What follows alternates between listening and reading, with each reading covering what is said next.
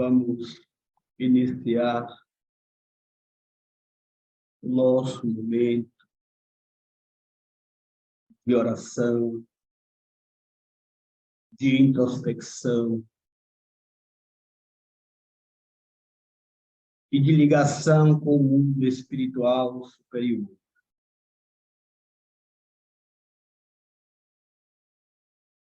Para melhor podermos aprender acerca do comentário desta noite, do texto do livro Pão Nosso. Comentário este feito, que será feito por Ivan, e que pedimos de Jesus a permissão e também a inspiração para todos nós e a proteção da nossa equipe espiritual.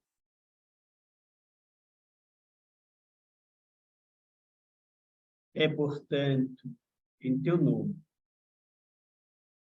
e sob o teu sublime amparo, que damos por iniciado o nosso momento evangélico desta noite. Paz em nós, Mestre amado.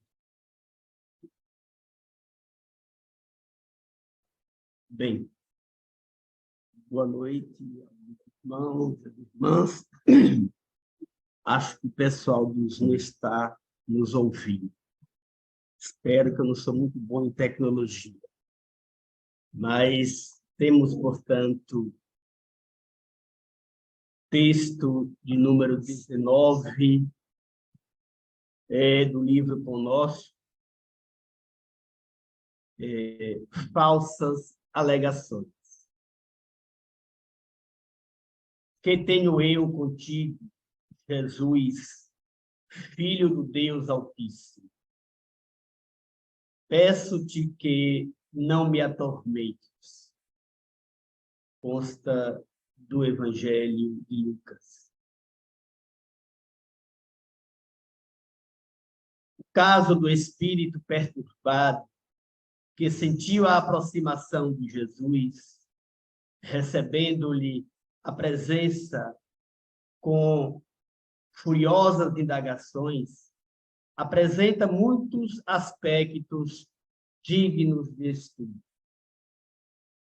A circunstância de suplicar ao Divino Mestre que não lhe atormentasse requer muita atenção por parte dos discípulos sinceros. Quem poderá supor o Cristo capaz de infligir tormentos a quem quer que seja? E, no caso, trata-se de uma entidade ignorante e perversa que, nos íntimos desvarios, muito já padecia por si mesmo. A vizinhança do mestre, contudo, trazia-lhe claridade suficiente para contemplar o martírio da própria consciência, atolada num pântano de crimes e defecções tenebrosas. A luz castigava-lhe as trevas interiores e revelava-lhe a nudez dolorosa e digna de comiseração. O quadro é muito significativo para quantos fogem das verdades religiosas da vida, categorizando-lhe o conteúdo à conta de amargo elixir de angústia e sofrimento. Esses espíritos indiferentes e gozadores costumam afirmar que os serviços da fé alagam o caminho de lágrimas, enevoando o coração.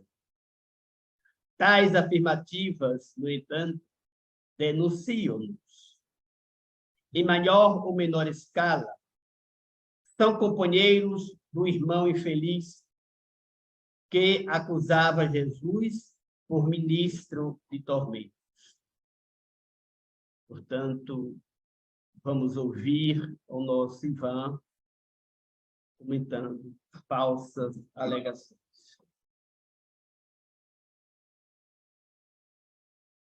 Boa noite a todos. E o nosso Mestre amado Jesus possa envolver as expressões hoje proferidas aqui, as palavras que sairão para as nossas reflexões, e que os amorosos benfeitores espirituais possam inspirar-nos a apreensão e a compreensão do texto da noite de hoje.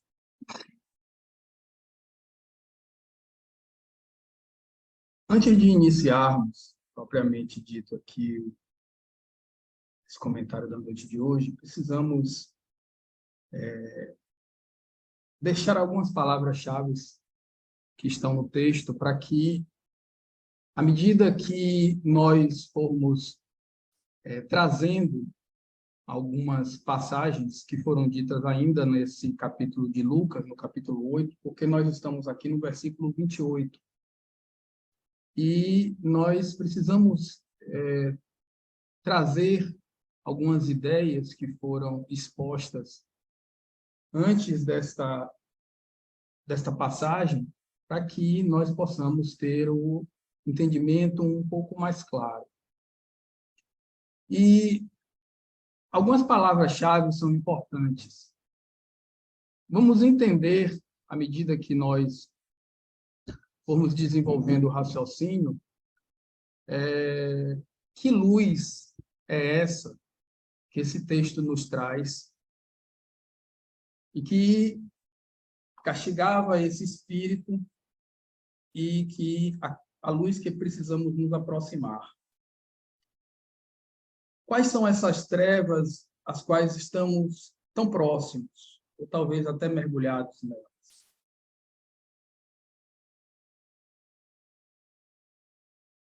Essas duas expressões, essas duas palavras-chave, elas são de extrema importância,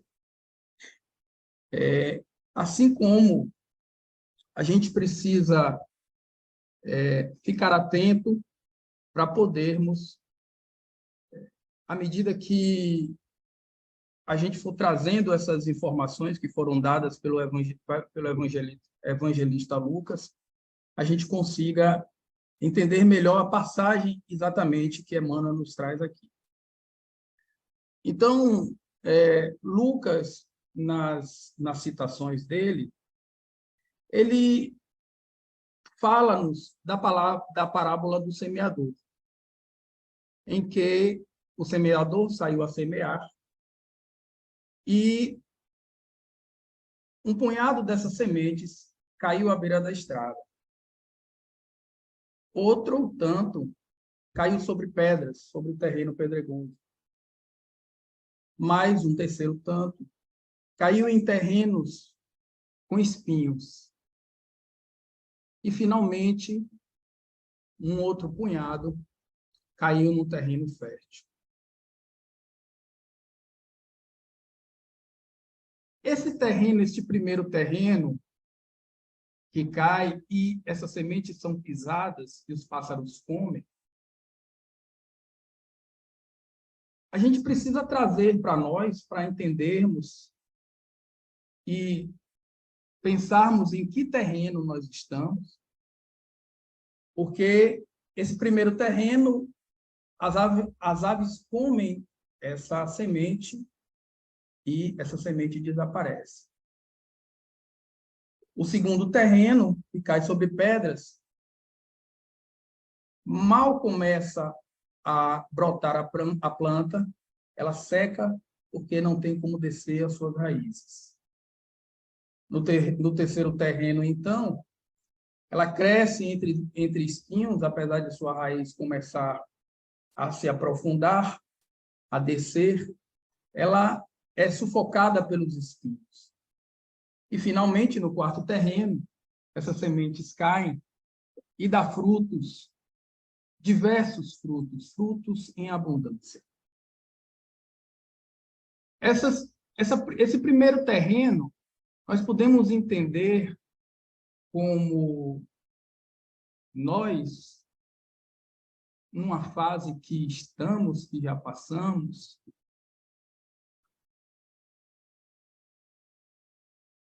aonde a semeadura, que é a palavra de Deus, chega até nós, mas como nós não estamos ainda receptivos a ouvi-la, pouca importância damos e seguimos adiante. Num segundo momento, e nesse terreno pedregoso, olhe que a caracterização do terreno não é de menor importância. É um terreno pedregoso. E nesse terreno pedregoso, para as pessoas, nós, que recebemos essas verdades com alegria, mas rapidamente, quando enfrentamos as nossas dificuldades e vêm as tentações, nós também abandonamos o caminho da seara do Cristo. Mais adiante, talvez numa fase posterior, um pouco mais preparados, já recebemos, já começamos a nos animar, já começamos a seguir por esse caminho, já começamos algumas poucas transformações nas nossas vidas, na nossa forma de pensar, mas ainda estamos pejados do nosso egoísmo, do nosso orgulho, ligados às coisas materiais, e essas vicissitudes vão mais uma vez nos desviar do caminho. Mas, finalmente, quando chegarmos numa etapa do terreno fértil e recebermos a palavra de Deus, estaremos já no momento preparados para recebê-la com alegria, para finalmente transformarmos a nossa forma de pensar, a nossa forma de agir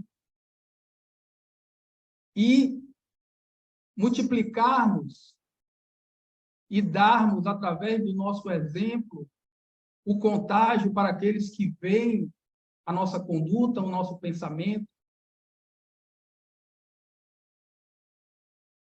Bom, mais adiante, ainda neste capítulo de Lucas, nesse capítulo 8, já no versículo 16, Jesus vai nos dizer da seguinte forma, que a luz, uma luz acesa, ela não deve ficar presa dentro de um recipiente onde ela não possa se expandir, onde ela não possa iluminar o ambiente.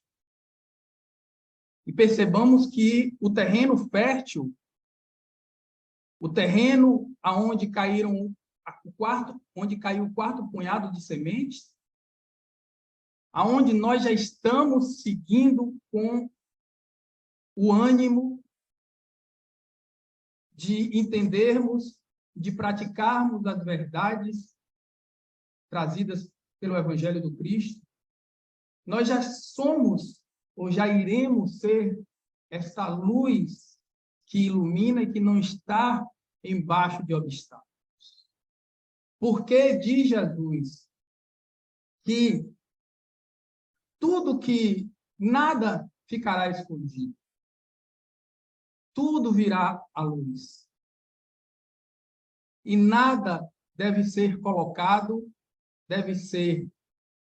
em um lugar que não seja para ser trazido à luz.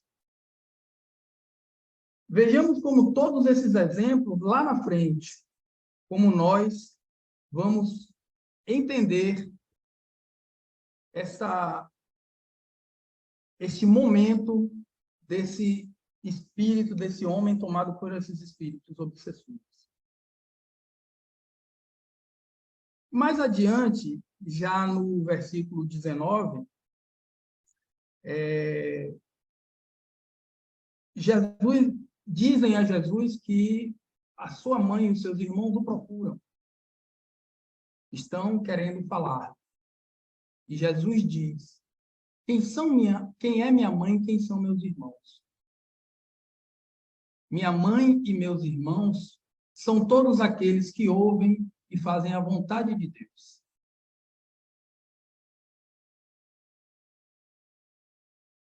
Saímos de ter o primeiro terreno, onde as sementes foram comidas, passamos para o terreno pedregoso, vamos para o terreno entre os espinhos, estamos no quarto terreno, onde a luz ela se expande e passa a iluminar.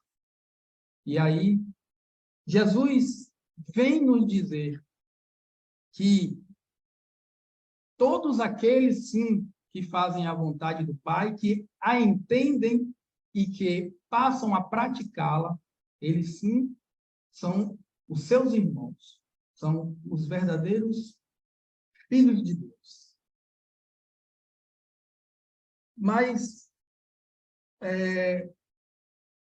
já quase chegando na passagem do endemoniado de Gadareno, nós temos uma passagem anterior onde os discípulos eles estão num barco com Jesus, quando advém uma tempestade com um vento muito forte, com muitas ondas, e o barco começa a encher de água. Esses discípulos, então, eles não têm a fé suficiente para, naquele momento, rogar, sim, o apoio de Jesus, o apoio de Deus e a iluminação das ideias para poder superar aquela dificuldade, mas com medo, eles vão até Jesus e dizem a Jesus o que está acontecendo. Jesus, então, ordena que pare o vento, que cessem as águas, que se acalmem as águas. E pergunta-lhes: onde está a vossa fé? Dito isso, nós chegamos, então, na passagem onde Jesus chega na borda do rio, salta do barco com seus discípulos e encontra, então, esse homem chamado de endemoniado, que todos nós sabemos que não passa de um irmão obsidiado por diversos espíritos, e que, no decorrer do capítulo de Lucas, ele vai nos relatar que esse homem, ele não tinha sossego, ele não habitava a sua casa, ele não ficava em lugares tranquilos, mas, pelo contrário, ele estava entre os sepulcros, entre os túmulos. E os túmulos nada mais são do que depositário de restos mortais. De restos mortais do nosso corpo, da matéria. Esse homem perambulava por esses restos mortais da matéria. Ele não estava nem sequer na sua casa física, que dirá, pensemos, na sua casa espiritual. Ele não habitava, ele não conseguia habitar em paz o seu corpo físico, porque aqueles espíritos que estavam ali a obsidiá-lo, já numa espécie de subjugação, entendemos dessa forma, já o deixava completamente aturdido, desorientado, com força tal que esses espíritos conseguiam colocar nesse homem a ponto de ele quebrar grilhões, quebrar amarras de ferro, correntes. Não mais era apenas esse homem agindo, e aonde estava a paz, onde estava esse nosso irmão. Mas esse homem atormentado, e aqui chegando já para o comentário do nosso benfeitor Emmanuel, esse caso do espírito perturbado, que sentiu a aproximação de Jesus, porque quem fala com Jesus naquele momento não é o homem, mas sim os espíritos que o atormentam. Ou melhor, o espírito, talvez o espírito que estivesse comandando aquela obsessão, que pragueja para Jesus, que o acusa de atormentá-lo. E aí nós precisamos entender que, como diz o nosso benfeitor Emmanuel, como imaginarmos Jesus a atormentar quem quer que seja? A luz divina personificada num filho dileto de Deus, atormentar a quem quer que seja? É concebível pensar isso? De forma alguma. Mas precisamos pensar que aí entram aquelas palavras que nós trouxemos no início, antes de iniciarmos o nosso comentário, das palavras-chave: a luz, a qual precisamos nos aproximar, aqueles que já se encontram no terreno fértil, aqueles que já conseguiram transformar a sua luz, a luz do entendimento, da sua transformação, em luz que possa contagiar a outros, a transformar outros. A luz que precisamos, que queremos e que buscamos alcançar. A luz divina, a luz trazida de Jesus. E as trevas, essas trevas a qual estamos muito próximos. Então, quando pensamos na fala desse Espírito com Jesus, podemos sim imaginar, como disse o nosso benfeitor Emmanuel, que aquele Espírito estava sendo desnudo na frente de Jesus. Porque é automático da luz emanada pelo Cristo, da intensidade da luz de um ser divino. A luz que chega até nós, ou até um espírito com uma baixa vibração, um espírito atrasado, perverso, tira-lhe completamente qualquer máscara. Não deixa que ele esconda nada. Ele está escondendo isso de quem? De si mesmo? Com medo do sofrimento? Esses espíritos que atormentam esse nosso irmão, que vejamos, não podemos pensar em cada história dessa que é trazida no Evangelho, apartando-nos de cada personagem desse. Entenderemos muito mais fácil e facilitaremos a nossa caminhada, o nosso progresso moral e espiritual, se nós nos colocarmos como personagens de cada história dessa. E aí pensarmos em que terreno nós estamos.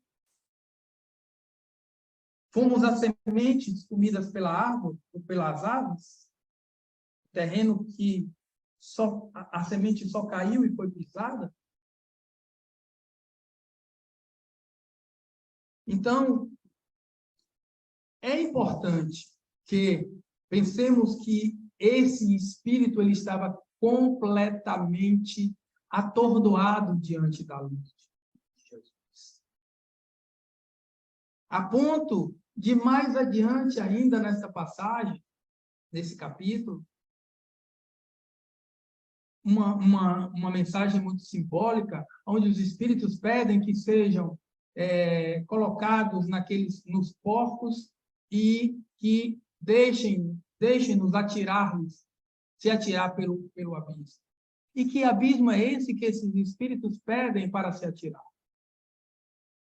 É o abismo da própria sombra, onde eles querem voltar a se esconder de si mesmo, a se fechar na sua ignorância, a não enfrentar os seus medos, as suas defecções, os seus defeitos, os erros cometidos, alimentados pelo orgulho, pela vaidade, pelo egoísmo. Será que somos nós? Será que somos nós, quando convidados a nos aproximarmos da luz, quando somos convidados a nos alimentar com o pão da vida, que é a palavra de Deus, nos afastamos dela? Somos nós que queremos deixar os espinhos do nosso egoísmo, do nosso orgulho, dos cuidados com as coisas materiais, nos desviar o caminho? Mas vamos ver o que Emmanuel continua nos dizendo. A vizinhança do mestre, contudo, trazia-lhe claridade suficiente para contemplar o martírio da própria consciência. A luz castigava-lhe, olha a luz aqui, a luz que buscamos, mas que muitas vezes corremos dela. A luz castigava-lhe as trevas interiores e revelava-lhe a nudez dolorosa e digna de comiseração, de misericórdia. Emmanuel nos diz que esse quadro é muito significativo para todos nós que fugimos das verdades religiosas da vida. Fugimos alegando que o fardo de Jesus é pesado, que o jugo é cruel, quando ele nos diz: meu jugo é leve, meu fardo é leve, meu jugo é suave.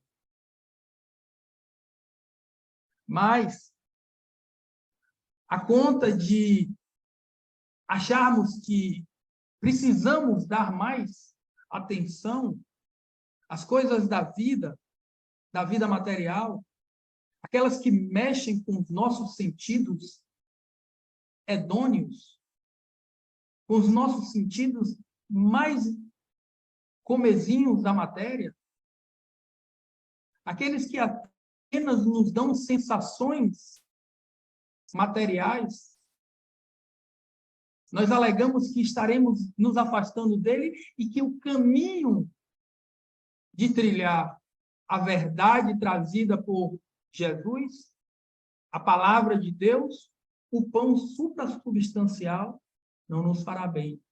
Nos trará momentos de tristeza, corações entristecidos, lágrimas. Quando esquecemos que, quanto mais protelarmos o momento de estarmos neste caminho, a lei do progresso, ela nos tomará de roldão, ela nos arrastará. Nós não seremos mais convidados para as bodas. Nós teremos, então, que compulsoriamente trilhar o caminho do nosso progresso. E Emmanuel finalmente nos diz o seguinte, que esses espíritos indiferentes e gozadores que somos nós, em algum momento fomos ou estamos sendo, costumam afirmar que os serviços da fé alagam um caminho de lágrimas e enevoam o coração. Tais afirmativas, no entanto, denunciamos. Denunciamos, claro. Porque diz quem somos.